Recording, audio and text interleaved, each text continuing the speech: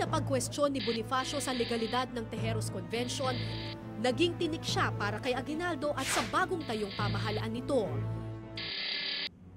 Mahigit isang buwan matapos ang pagpupulong, nagsimula ang paglilitis kay Andres at Procopio Bonifacio.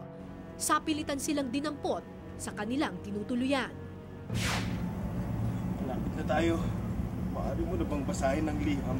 Dalawang kaso ang inilatag laban kay Bonifacio kung bakit siya nilitis. Procopio!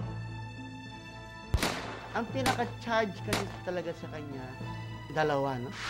Yung ibinabagsak niya yung gobyerno ni Aguinaldo at pangalawa, binayaran niya si Pedro Giron para patayin si Aguinaldo. Binayaran niya ng 10 piso, no? Pero hindi raw naging patas ang naganap na paglilitis. Ang mga isinaad daw ng abogado ni Bonifacio, pawang mga kasinungalingan lang. Yung abogado ni Bonifacio, hindi siya bumili. Ang nagbigay sila Aguinaldo. At yung final parang argument, sinasabi niya na talagang grabe itong kasalanan ni Bonifacio ba? Dapat talaga mamatay, ano, no? They are conspiring to form a government and that is sedition. Kung yun nangyari, nabuwag na ang revolusyon dito sa Pilipinas. Kinwestiyon ni Bonifacio ang naging desisyon ng korte, lalo na sa planong pagpatay kay Aguinaldo. Mariin niya itong itinanggi. Hindi rin daw nagpakita sa paglilitis si Pedro Giron ang nagsabing binalak ni Bonifacio ang ipapatay si Aguinaldo. Naisip nung mga general ng military trial, no? Generals na delikado to, baka magbaliktad po ito ng kwento, matakot kay Bonifacio, ano? Pinalabas daw ng military court-martial na patay na si Giron sa isang laban sa Naik. Ngunit para kay Professor Villegas, bulag ang hustisya sa sinapit na kapalaran ni Bonifacio. Kawawa si Bonifacio dahil parang hindi siya binigyan ng tamang respeto bilang nagtatag ng katipunan at nagsimula ng revolusyon. Ano? May 10, 1897, ibinaba ang hatol kay Andres at Procopio. Kamatayan para sa magkapatid. Ngunit nagdalawang isip pa si Aguinaldo sa hatol. Naisipan niyang ipatapon na lang sa ibang bansa ang dalawa. Kinumbinsin nila si Aguinaldo na bawiin ng kanyang order na ipatapon na lang. Ipagpatupad ang sentensya ng kamatayan. Sa bundok ng Maragondon, Cavite, isinagawa ang pagpatay sa magkapatid. Kasabay nito, ginahasa di umano ng isang tauhan ni Aguinaldo ang asawa ni Bonifacio na si Gregoria de Jesus. Ang official documents ay attempted. Pero nung nakausap ko yung isa sa anak ni Gregoria, sa second husband niya, ano talaga nangyari doon tungkol sa rape? Ang sabi niya sa akin, hindi sumagot si nanay. Umiyak lang. Kung sakaling nandun ako sa actual na lalaban ako, ipagtatanggol pinulo ko. Sayang yung tiyo namin, ipinapatay na walang kalaban-laban. Hindi rin sinabi kay Gregoria kung buhay pa si Bonifacio, kaya raw ito umakyat ng bundok.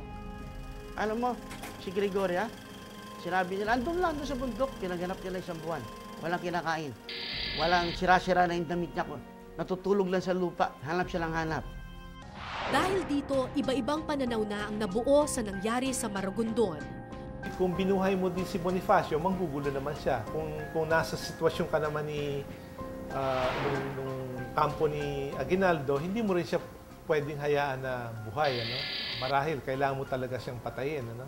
Hindi dapat pinapatay si Bonifacio noon. Malamang ay dapat pinanindigan niya yung unang yung kanyang commutation ng sentence na banishment or exile. Para sa mga Aguinaldo, malinis ang kanilang pangalan at ang kanilang Lolo Emilio pa rin ang dapat na tawaging Pangulo. Kaya yan ang kinikilala namin hero ng pamilya sapagkat siya ay nakipaglaban sa Kastila at naproklama niya ang ating kasarnilan. Ngunit para naman sa mga Bonifacio, hindi maikakailang si Emilio Aguinaldo ang nagpapatay sa kanilang lolo Andres. Yung pagpatay sa kanya, state-sponsored killing yan eh. Kasi para maging legitimate yung pagpatay sa tao, kailangan idaan mo sa isang due process. From the start, talagang bias na talagang ang magiging verdict sa kanya ay kamatayan. Sagot naman ng mga Aguinaldo, isang krimen laban sa bansa ang ikinilos ni Bonifacio noong mga panahong iyon. Meron din kaming mga storya at mga history books at sources na magsasabi na nararapat lang yung naging desisyon ni Emilio Aguinaldo noon, considering yun ay panahon ng digmaan. Para sa angkan ng mga Aguinaldo, walang alitan sa pagitan ng pamilya nila at ng mga Bonifacio. Pero iba ang pananaw ng mga apo ni Andres. Kapwa natin Pilipino ang nagpapatay sa lolo ko. Dapat ang pinapatay niya, total militar siya. Ang pinapatay niya dapat ibang tao, ibang nasyon. Hindi si Andres Bonifacio pinatay niya.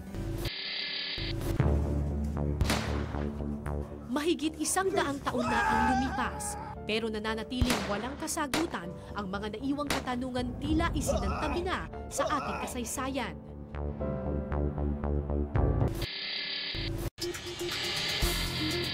Dito sa aking kinatatayuan, makikita noon ang bahay ng mga Bonifacio. Pero noong 1896, isang sunog ang naganap sa buong Tondo. Tinupok nito ng apoy ang buong bahay ng mga Bonifacio at binura ang halos lahat ng alaala ng buhay noon ni Andres. Mga monumento na ayon mismo sa pamilya Bonifacio, kadalasan di patugma sa katotohanan. Noong 1992 sa ika-129 na kaarawan ni Andres Bonifacio, naglabas ng isang pag-aaral si dating Supreme Court Justice Abraham Sarmiento tungkol sa kaso ng pagkakapaslang kay Bonifacio.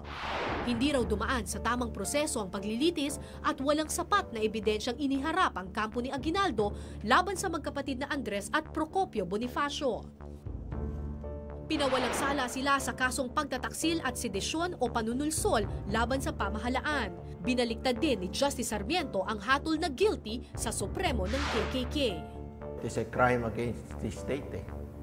Si Andres Bonifacio ay gustong makabuo ng isa pang pamahalaan na lalabanan yung nabuo na nga ng revolutionary government at magtayo rin ng isang hukbo na lalaban. Sa inyong opinyon, ano ang tunay na dahilan kung bakit pinapatay si Andres Bonifacio? Si Bonifacio ay isang political threat sa pamumuno or pamamalakad ng mga nagpapatay sa kanya. Dito ang lugar kung saan noong ika-10 ng Mayo 1897, hinarap ng magkapatid na Andres at Procopio Bonifacio ang kanilang sentensya. Sentensyang kamatayan na nagmula mismo sa kamay ng kapwa Pilipino. Para sa panahong iyon, yun ay tama. Dahil ito ay makakahati sa organisasyon. At sa tingin nila habang buhay si Bonifacio, ay maaaring ito ay magdulot ng kapinsalaan sa liderato. Hanggang ngayon, dala pa rin ng pamilya Bonifacio ang sugat na iniwan ng nakaraan sa kanilang pangalan. Yung mga ibang kasama niya namatay sa laban. Siya hindi siya namatay sa laban, ipinapatay siya ni Aguinaldo. Yun ang masakit doon.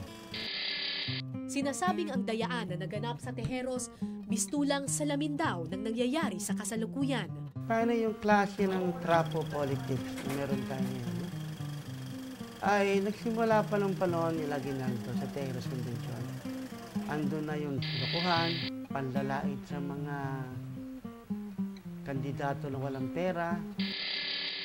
Dito makikita niyo ibang larawan. Samantala, patuloy na nananalaytay sa pamilya Aguinaldo ang dugong politika hanggang sa ngayon.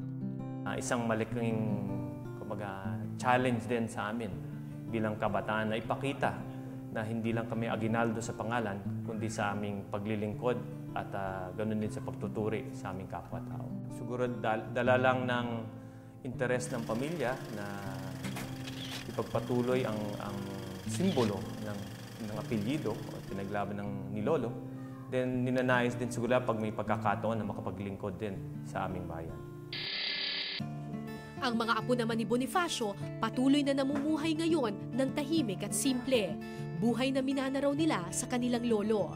Sa panahon ngayon, tingin ko namumuhay yung pamilya ng Bonifacio, namumuhay yung pamilya ng Aguinaldo sa kanya-kanyang direksyon. Madalas nating sabihin na dapat tayong matuto sa mga pangyayari sa ating nakaraan. Pero paano kung ang mismong kasaysayan ang siyang nag-iwan ng mga katanungan? Sa kaso ni Bonifacio at Aguinaldo, kanya-kanyang katotohanan ang pinaniniwalaan. Nasa sa atin na ang desisyon kung may dapat nga ba tayong panigan.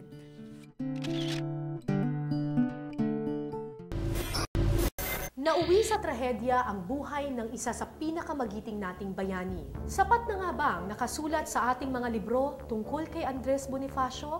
O may mga pangyayari sa ating kasaysayan na hanggang ngayon hindi pa rin natin lubusang naintindihan? Magandang gabi. Ako po si Cara David para sa Case Unclosed.